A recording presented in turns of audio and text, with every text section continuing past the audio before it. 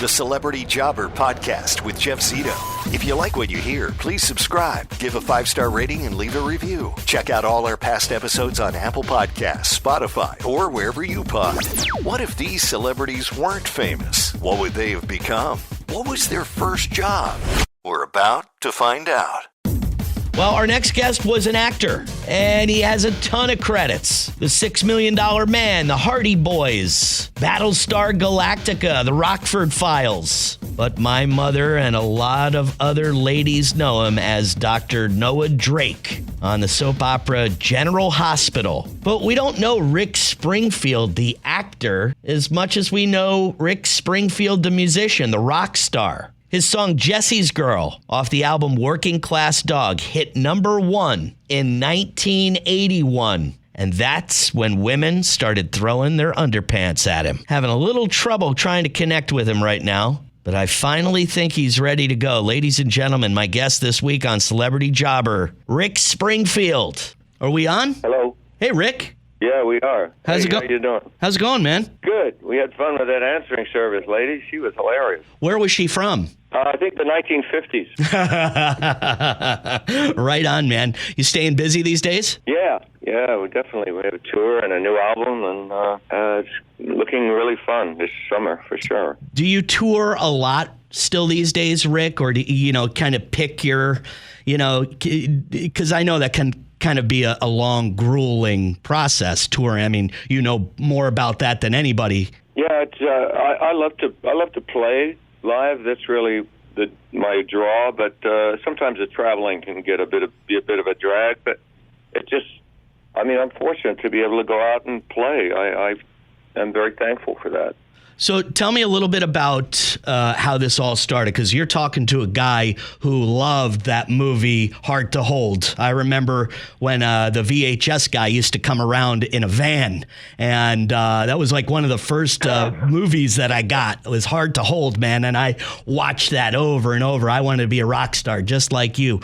And but it didn't start out that way. Was music your first? Bless you for that. Was music your first love, or no? Was that kind of an accident?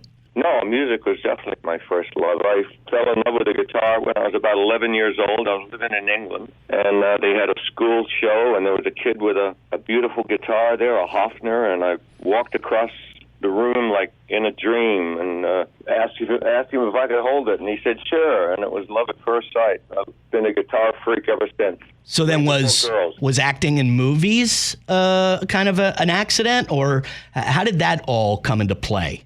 I started acting in '75 because I was innocent enough to think I could support myself as an actor while I waited for a recording deal, which is pretty silly, but I actually did support myself a while. I just started going to acting class because my brother had been an actor in Australia, and I'd always been in the back of my mind, but I started going to classes and got some degree of ability, under my belt and knowledge, and then I just started working as an actor, and it kept me going, it kept my emotions in the right spot so that when the time came for music to hit, I was ready for it. So tell me about your time growing up in Australia. How long did you spend there, and what was life like there for you? It was amazing.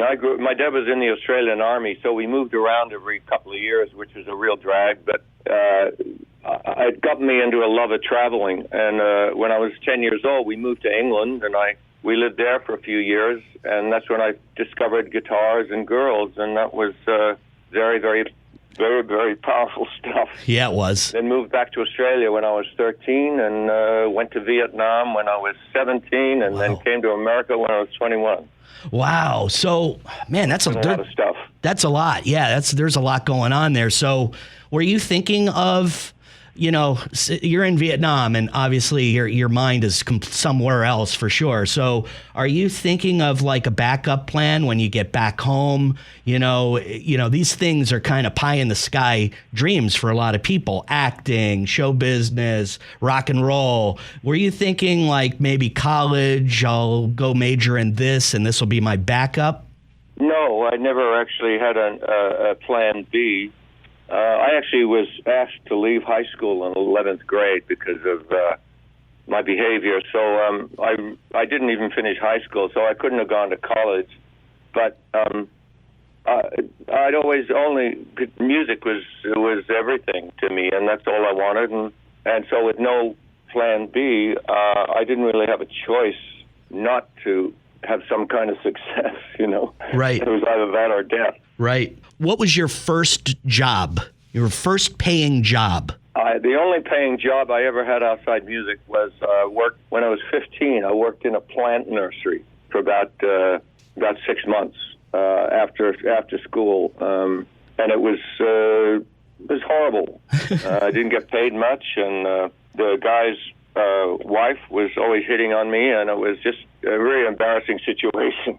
I got to tell you a quick story. I was working at a radio station in Fort Myers, Florida years ago, and there was a plant nursery right in front of the studio, and there was an older model 80s, just kind of generic looking car, Ford, Chevy, whatever it was. And on that car was every lyric to Jesse's Girl. And you couldn't stop looking at it because it was, and I don't know if you ever ran into this person while touring at all, but it was in Fort Myers, Florida. And it was quite a distraction when you saw this woman driving down the road. That's pretty funny. I've never heard that before. Oh, yes. I don't know where she's at anymore, but she worked at a nursery. I just thought that was kind of coincidental. Wow. Yeah. Yeah, that's weird.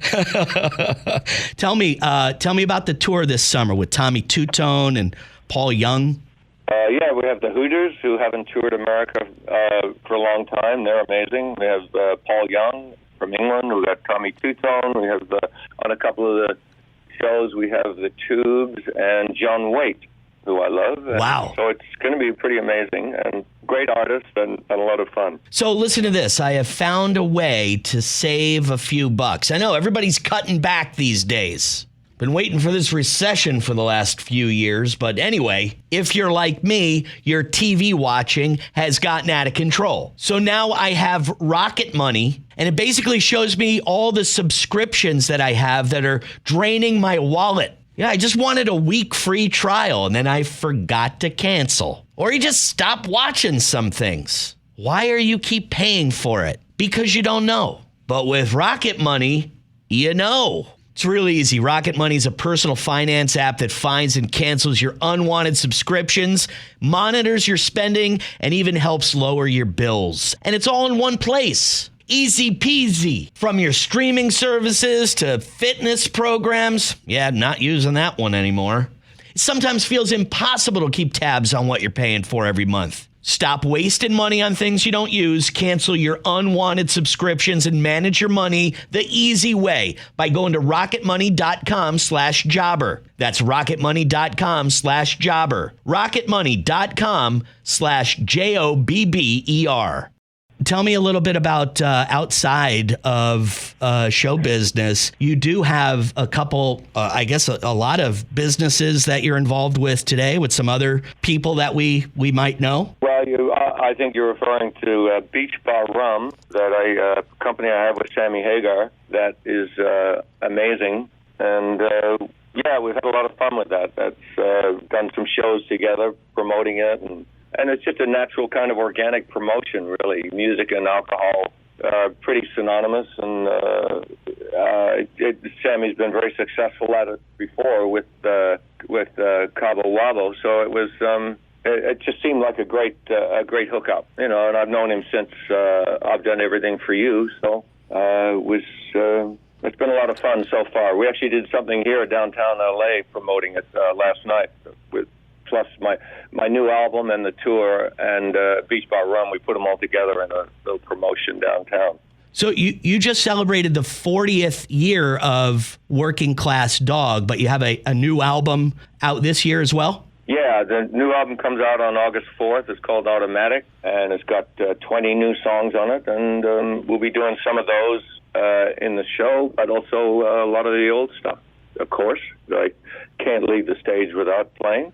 Yeah, there's a lot of these bands that they don't want to play the big hit from way back when for whatever reason. I could never really understand that, but you're playing Jesse's Girl and I've Done Everything for You and Don't Talk to Strangers because that's That's what the people want to hear. Could you ever figure that out, why people didn't want to do that stuff? I think, it's just their personal choice. I mean, every artist has a right to play whatever they want to play. I know Elvis Costello's out there now, and he's not playing a lot of the hits that people want to hear, but that's his choice. It's his show. And I love to give the audience what they want. I'm one of those guys, and I love to enjoy it, and I love to see. I don't want to see them sitting there looking at me with a quizzical look on their face. I want to see them jumping up and down and singing along. That's what the party's all about for me. That's it, man. I play new stuff because it gives us an extra kick. But for me, it's the joy of playing and seeing the joy that it gives the audience that drives me. Any crazy women still come out to these shows and still throwing underpants at you and all that? Yeah. Wow. That's awesome, man. Well, look, it's great talking to you. RickSpringfield.com. You can check out everything that's going on with Rick with the summer tour and the new album. Great talking to you, man. Great story and continued success, my friend. Thanks a lot. I appreciate it, Jeff.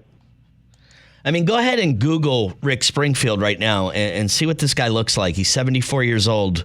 I mean, he still looks good. He still gets ladies throwing underwear at him when he's touring, which is a pretty remarkable story because I didn't know anything about Vietnam. I knew that Rick Springfield, grew up in Australia. I knew about the acting background. I didn't know that acting was just like this thing that he was doing while he was waiting for his big break, which was getting a record deal. And that was all he ever really wanted to do. He didn't care about being on General Hospital. He was just kind of doing that to earn a living. And it seemed like, he acted for a long time, did some stuff in Australia and got that record deal. And the album Working Class Dog came out. Well, that was when Rick Springfield became a household name overnight. Song Jesse's Girl went to #1 in August of 1981. And as they say, the rest is history. I thought it was pretty funny that Rick Springfield's very first job was at a nursery. And I had that story where I worked at a radio station in back of a nursery